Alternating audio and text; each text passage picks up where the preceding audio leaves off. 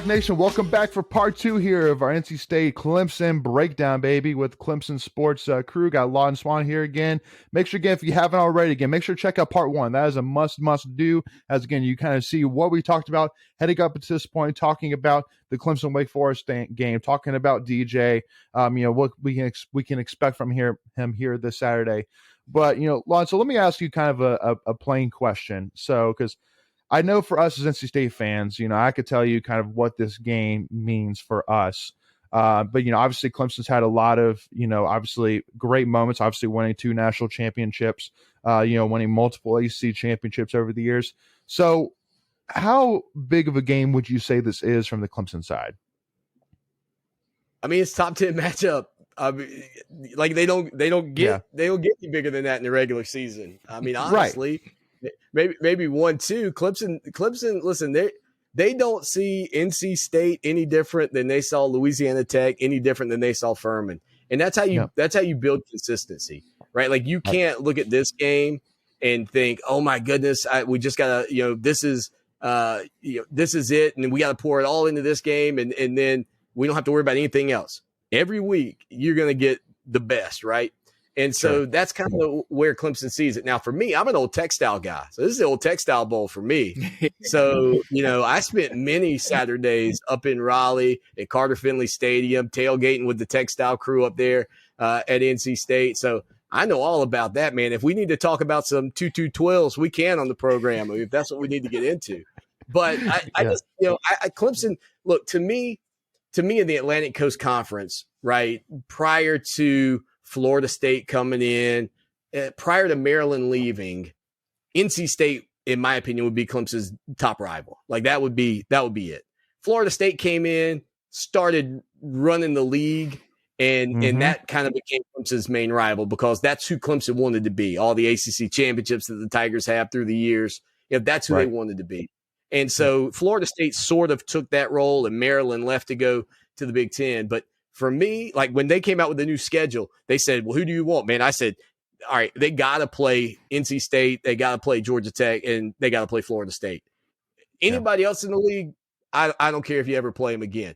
But those three, we got to play. And so, I think that it's an important matchup for everybody. I think that, Clemson fans still remember those days when it was put on as the Textile Bowl. And there were times, man, listen, I felt like Jamie Barnett quarterbacked at NC State for 35 years. Like that dude drove me insane when I was in college. And so to me, it's still a great rivalry. Obviously, Duke and North Carolina have their thing in basketball. And I think for Clemson and NC State fans for a while, they were kind of 2 of the teams in this league that were really investing in football. And so, to me, that's why it's one of my favorites. And I don't think, Clemson sees it any different, but a top 10 matchup between these 2 teams. Oh yeah, it's going to be great. Yeah, no, I agree with you. Go ahead, Mackenzie. So you said in part 1, talking about how this is like the moment to like see how what Devin Leary's made of. And I agree completely, but you can tell throughout the games that State's played that the playbook has opened up a little more each game.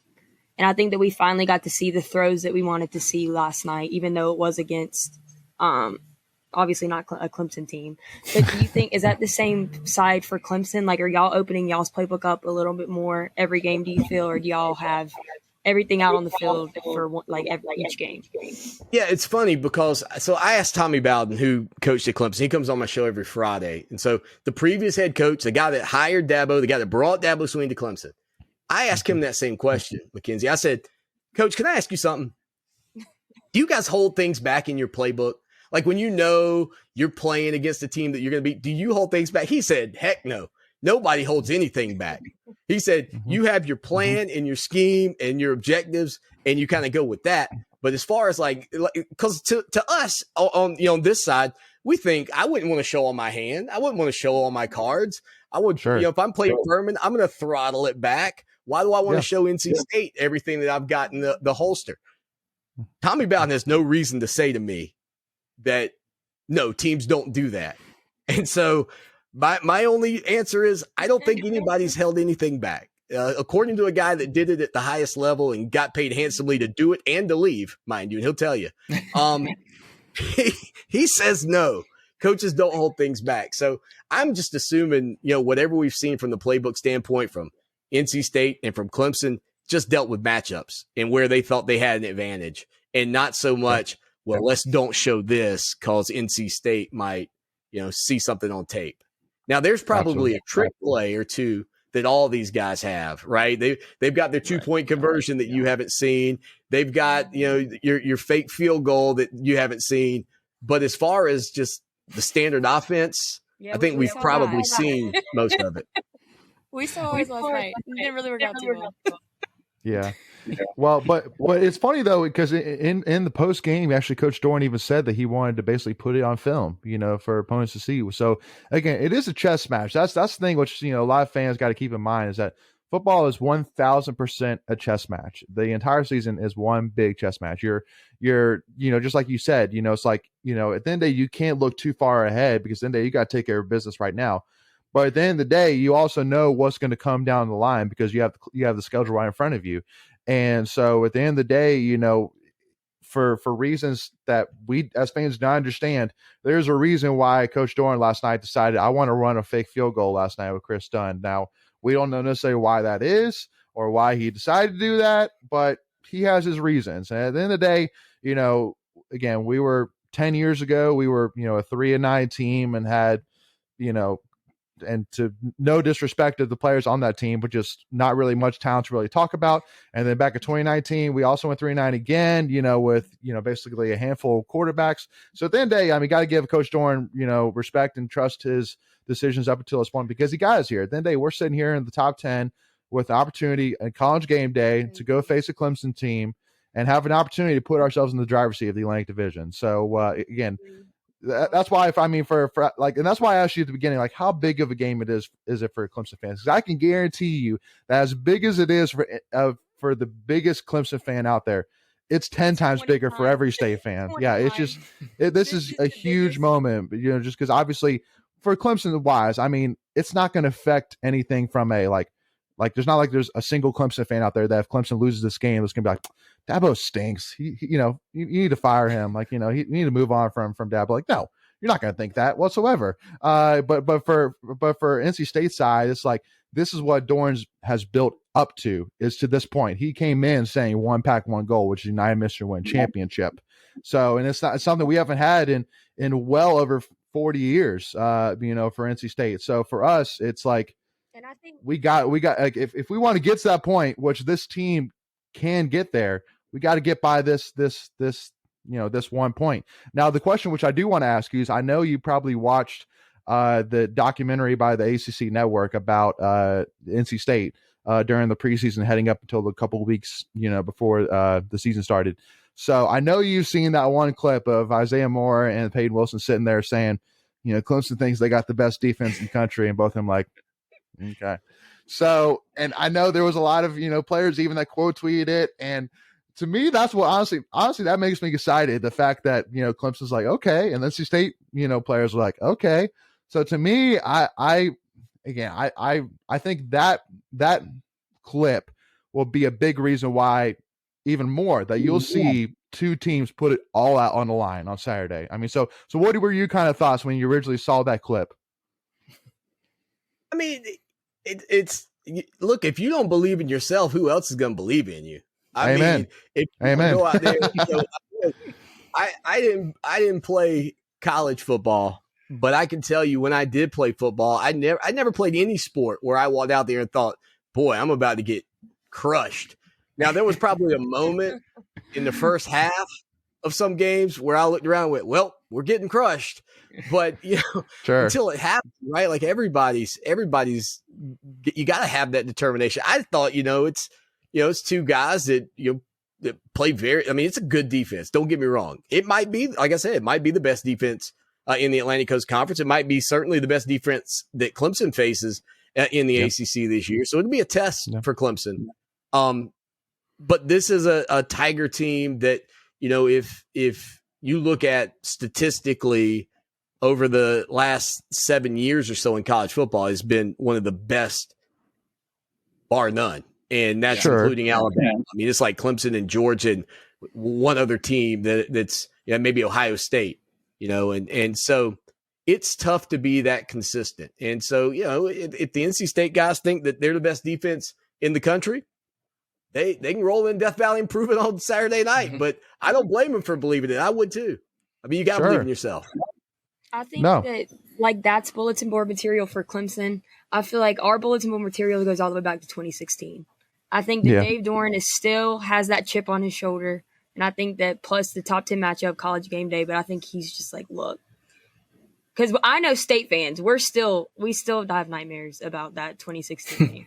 So I know that that's probably our bulletin board material going into the game. Yeah. Yeah, I think, look, anytime. So for Clemson, the kind of the counter would be what it felt like when you finally got past Florida State. Because, every time you just somehow, Bobby Bowden somehow would find a way, somehow Jimbo Fisher. I mean, Clemson in 2014 starts Cole Stout at quarterback. They got Deshaun Watson. He's a freshman. Cole misses a guy wide open in the end zone. Finally, Dabo Swinney. That was the last straw. That was when Dabo switched to Deshaun Watson. And Clemson would have won that game had Cole Stout just completed that pass. Nonetheless, Clemson's at the goal line. They got a freshman quarterback, and they line him up in shotgun because that's what he's accustomed to, and that's what he's practiced. He hadn't gone under center, and Clemson snaps it over his head, and they end up losing that game. That's one of the 3 losses in 2014. And so it's kind of like that. So every time you think, okay, this is the one, you don't get it done. And NC State got it done a year ago and then ultimately didn't finish the job and couldn't win the division. So, and Clemson had those moments too, right? Where they beat Florida State and then couldn't win the league. So it resonates a lot more with NC State because you guys hold on to that moment a lot more than the winner, right? I can tell you the losses are much more painful and they linger a lot longer. So I think that's an advantage for NC State outside of they beat this Clemson team a year ago. Yeah. And Clemson knows what that felt like a season ago. And believe me, that's been in their minds as much as anything going into this game is retribution for what happened in Raleigh. Well, and that's why, for me, everybody was talking, we were kind of looking at the Clemson Wake Forest game. Everybody was saying, well, if Wake Forest wins this game, Clemson's go into NC State game pissed off. I'm like, they're going to go in pissed off anyway. It's a big game. I mean, we're probably, we ended up being a top 10 team. And, at the end of the day, it's like, we beat them last year, but also too, I mean, we have our reasons as well. That's why to me, yesterday, more of what I was happy to see was, obviously a game that kind of, forced Clemson to push itself all the way, not only through 60 minutes, but even through 2 overtimes as well to get it done. While on our side, we're able to basically just take care of Memphis, take care of UConn, and then move on and overall stay very healthy for the most part. But that's why to me, it was like, it doesn't matter. This game is not going to change how much more emotion is going to be put into next Saturday than if they would have won or lost that game either way. So that was kind of my 2 thoughts on that, but now one thing, go ahead. Most of these guys probably after the game went out to a club for 2 hours and danced all night long. So, they're 18 to 22-year-old. They act like a bunch of old men. Now my back will be hurting tomorrow from doing this interview, but come on, give me a break, guys. Absolutely. A question that I've been wondering with the hurricane news coming in, how do you think that affects the game? Do you think that means Clemson will have more of a advantage, State will have more of an advantage? Because obviously everybody knows both of our defenses are stout. I think State is a little bit better of a defense, in my personal opinion, but not biased. Right, not biased. I was wondering, do you feel Clemson? Because obviously Will Shipley is a star. I mean, that's just – but as in, Demi Sumo, freshman, Jordan Houston, who do you think has that advantage, if there is one, with the hurricane coming through?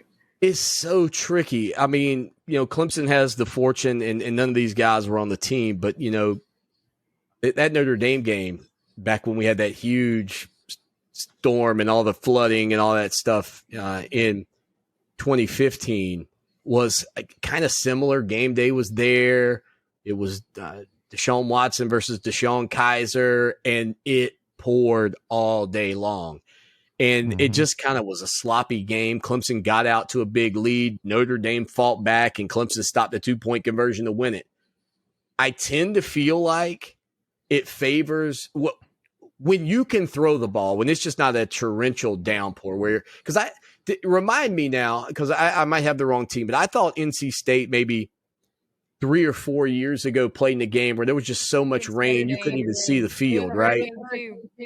Yeah, okay.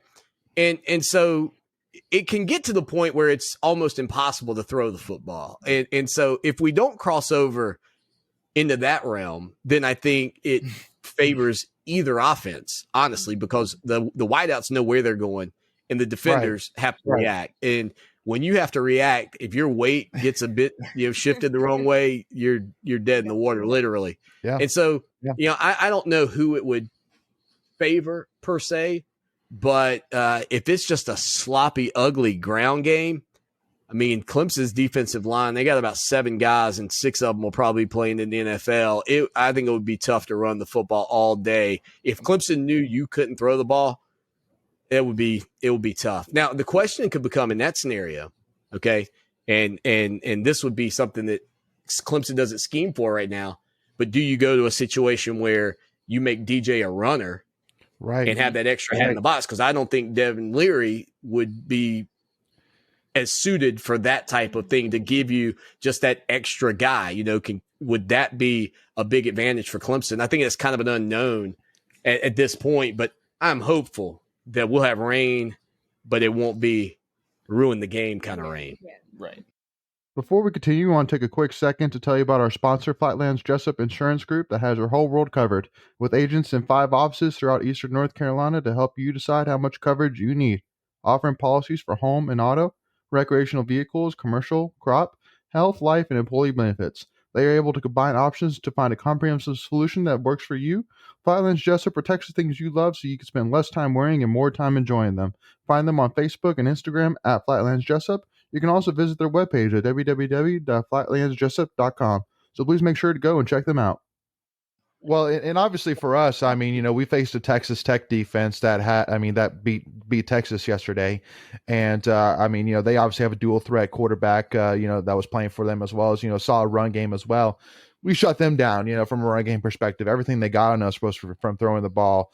So I mean, to me, it's kind of funny because if it does rain as much as it could from a hurricane game, to me, it's like you throw any analysis out the window, you throw any stats.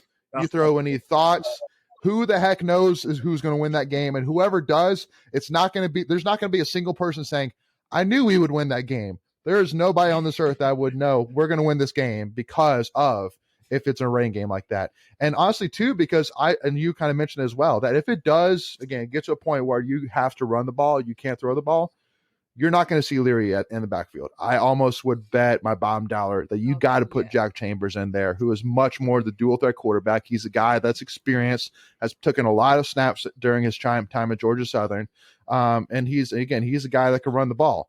So, to me, it's kind of crazy to think about. It's like, man, this game could be a huge one of Devin Leary versus DJ, and nighttime, a beautiful night, college game day, and Lee Corso there. But then the other side could be a total washout, and just like Jack Chambers starting at quarterback and DJ literally running 30 times. That's don't fumble the football. Right? Don't fumble the football, exactly. Please don't fumble. Yeah.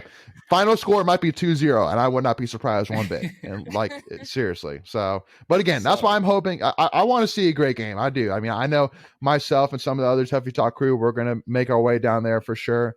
Enjoy it. So that's why, I mean, if I'm going to be down there, if I'm going to drive all that way, I want to make sure I see a great game. I mean, at the end of the day, I'll take a win, if it's a win, but at the end of the day, I mean, I just want to see a great game as well. And I think it'll be everything and then some. So, wanted to kind of touch on Will Shipley before we kind of get into our predictions here, but, obviously Will Shipley is a guy that both of his parents went to NC State, right. So, obviously losing him was definitely, a stinger for sure. But, at the end of the day, everybody just got to keep in mind.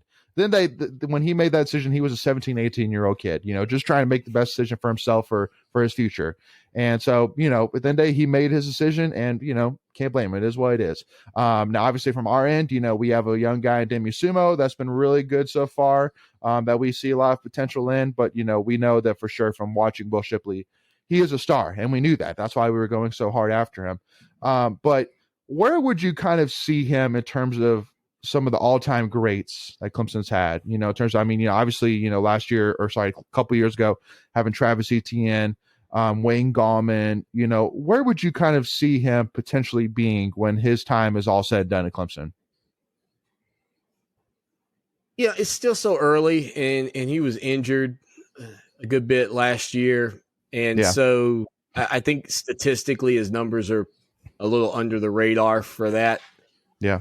I was surprised. He got run down yesterday, which kind of surprised me. I didn't think he'd get run down from behind. On the first play, busted for 53 yards and then got tracked down by a high school teammate, mind you. Oh, cool. At Wake Forest. But he barely caught him. Yeah, do I – yeah, he's not in the top 10. He's not in the top 10. Sure. He probably has the skill set to climb into the top 5. But, you got, like you said, Travis Etienne, Wayne Gallman, CJ Spiller. There have been so many, Andre Ellington. There have been so many great running backs. I think he's got top 5 potential, especially catching the ball in the backfield. I think that he's as versatile. He's the most versatile running back Clemson's had since CJ Spiller in that regard. Right. I know people wanted to compare him to Christian McCaffrey coming out of high school because he's a white guy playing running back, and that's completely unfair. Christian McCaffrey's like a unicorn. Yeah. But they do an injured unicorn quite a bit. But yeah, right. But I think he has that kind of ability, and you still see it. Now, what he has that Travis Etienne had, that Wayne Gallman had, that CJ Spiller had, that not every running back has, relentless pursuit. You saw it yesterday on that touchdown run. Like initially, I thought a lineman pushed him into the end zone. I thought, man, good on that lineman getting down there and pushing him in. Oh, no. Like you said earlier, that was just Will willing his way into the end zone and fighting for every inch of the field. He shouldn't have made it. Yeah. That's what you want to see, right? That's what, like, as a father, that's what I'm trying to teach my daughter when she's playing soccer. Like, that is the type of effort that I need to see from you. Not all the time, but at times in the game, that's the effort you have to play with. Absolutely. I agree. Yeah, no. And the one kind of side question I want to ask you was, does it kind of intrigue you at all seeing him on the kick return side at all? Or do you feel like it's just because, just like you said, he's the most versatile weapon that Clemson has. So, he's the best option that we can have from a kick return side. Yeah, they used to put Travis Etienne back there. And, a lot of teams are like, whoa, why are you putting your best running back back there to return kicks? Because it can be such a tough spot for him. But, yeah, I think they really feel comfortable with him, first holding on to the football, and two, they know that, if he makes one man miss, he can break one for 50, 60, 70 yards. So, yeah, it's a little surprising, but it's something that I would say Clemson, people that cover Clemson have kind of gotten used to it, and you don't see it around the country all that often. Yeah, no, absolutely. I agree with you on that. So with that being said, we kind of reached the point here where we kind of talk a little bit about predictions for this game. Now, again, this is all absolutely probably the biggest asterisk that you'll ever see, because obviously we're recording this on Sunday, September 25th. We don't know what's going to happen with this hurricane, but obviously, so basically what I'm saying is that you could see a realm of predictions here depending on what happens with that hurricane. But we're basically going to predict as if, it's a beautiful night for college football, college game day, prime time on ABC, and we'll go from there.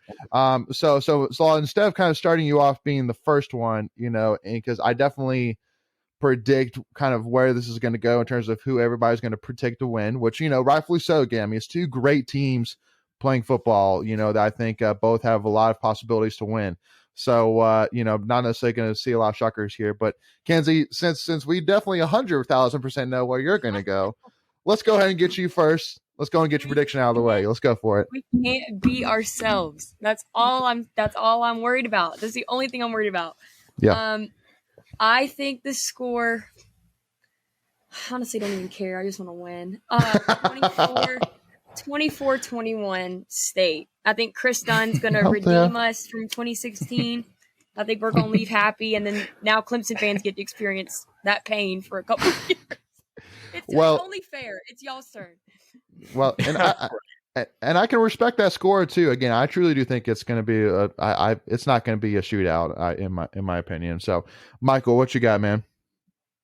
Yeah, I'm right around the similar score. I think it'll be a low scoring game. I think the key really is how well can NC State run the ball versus Clemson, because that's obviously Clemson's strength. So if we can get any type of run game going, I think that bodes well for us. But if that gets shut down, then it'll be tough to get in the end zone. I don't know. I'm gonna go right around Kenzie's score. I'll say 24-20 NC State. Okay. All right, Lawton, what you got for us, my man? Well, I don't give my official prediction until Friday on my show, so it's a little early in the week for me. Okay. I'm scared. I'm just kidding.